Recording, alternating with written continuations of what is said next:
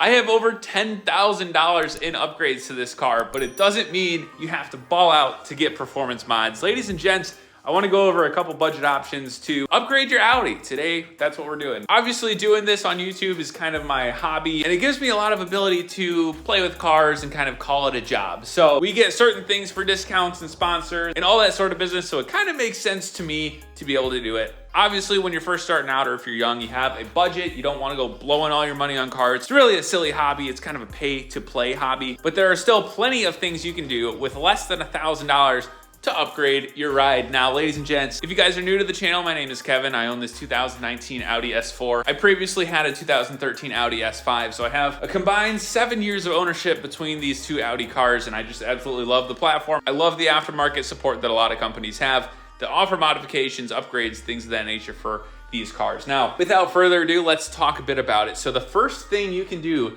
to these cars under $1,000 is an ECU tune or an ECU flash. I could make a whole video on this topic, and I might in the future, but an ECU tune is the easiest way to get horsepower out of your Audi. Now, if you don't know what that means, ECU stands for Engine Control Unit, and it's essentially a computer chip inside your car that tells it what to do. With a lot of German cars, especially Audis, there's potential power that you're missing out on with just the stock car. Companies that specialize in this include 034 Motorsport, Integrated Engineering, APR, that's just to name a few. Now, specifically with this car, a stage 1 tune unlocks almost 100 horsepower. It's insane. This car stock is 349 horsepower. We did a stage 1 flash tune, that's it.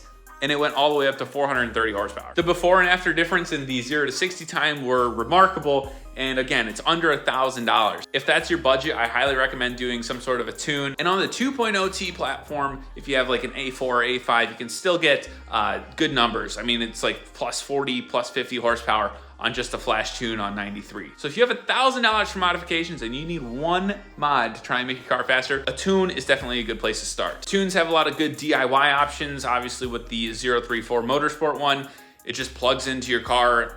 As long as you have a laptop and internet connection, you can do this. I believe they also offer tuning with your mobile device. So pretty good stuff. It's really easy to DIY. Certain tuners like APR make you take it to a certified installer to do. So do your research as far as tuning goes. Next, we're gonna talk about a performance upgrade I think everybody should do. It's lowering your car. Ladies and gentlemen, I have lowered 2 cars now on the same springs. Not the same exact part number, but the H&R Sport lowering springs. They're $200 and I believe $70 for all 4 corners, and you're really just gonna pay for the labor to install them, which it is a pretty tedious task. If you can do it yourself, you'll obviously save some money. I believe still with labor included, you can wiggle your way under that $1,000 mark to do something like a suspension upgrade. Lowering the center of gravity of the car is gonna help with performance, and it really increases that aesthetic, that nice lowered flush look that a lot of people like. So it's really the best of both worlds. If you're looking to get that nice, good fitment look, that kind of tucked, flush, tire under the fender sort of deal, that's a good place to do it. It lowers the car, makes it look better. Technically, it does help performance, and I would say it's probably a really good bang for your buck upgrade, if I'm being honest. I recommend everybody do it. It looks good, and it's not super compromising in terms of daily drivability. Next on our list, we're moving towards the aesthetic side. You can do an RS-style grille, which I have on my car and which I did on my previous car. You can do a carbon fiber lip, a carbon fiber diffuser, side skirts. If you're looking to add performance parts, that's a solid option. I mean, obviously it's gonna upgrade the look of your car. Carbon fiber mirror caps are a sneaky one because they are really expensive. I have it paired with the carbon fiber diffuser, which is pretty pricey, but if you're looking for individual parts or just wanna make the aesthetic of your car a little bit cleaner, that's also a way to do it. Kind of like the tune, there's a lot of aftermarket support for these cars now.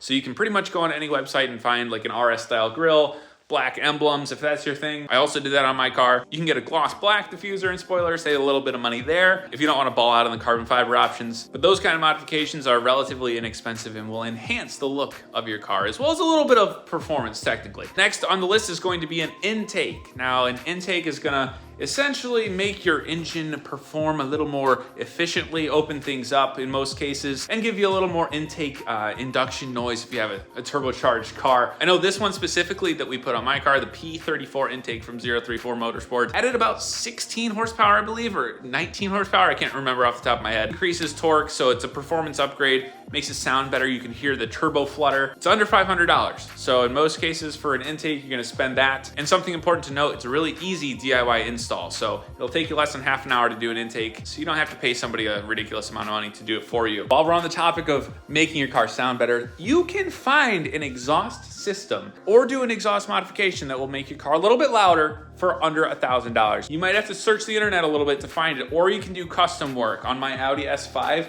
I think I spent $200 to do a custom X-pipe where the front resonators were, and it just made the car a little bit louder. I kept the stock mufflers. It wasn't ridiculously loud, but it did give it a good tone and made it sound a little bit more aggressive. I ended up doing an AWE exhaust on that car, which is a little shy of $2,000. So you can ball out on a catback exhaust, but you can also find alternatives that are much less expensive to make your car sound better. Now, another one that's under $1,000 is gonna be window tint. If your car is a fishbowl and you want a little bit of privacy, you can get good quality tint right now. Ceramic is huge. Ceramic tint from the inside, you can hardly tell it's even there. And it has really good heat rejection qualities, so it gives you privacy, keeps your car cool in the winter, protects your interior against harmful UV rays, things of that nature. So window tint is huge. I recommend everybody do it. Even if you don't black out your car with limo tint, you can do like a 35% film and it gives you just a little bit of privacy, and good heat rejection quality tint is gonna be worth it 100% of the time. For something like my car, you can probably get done for around $400 to $600, and that's all 5 windows, technically 7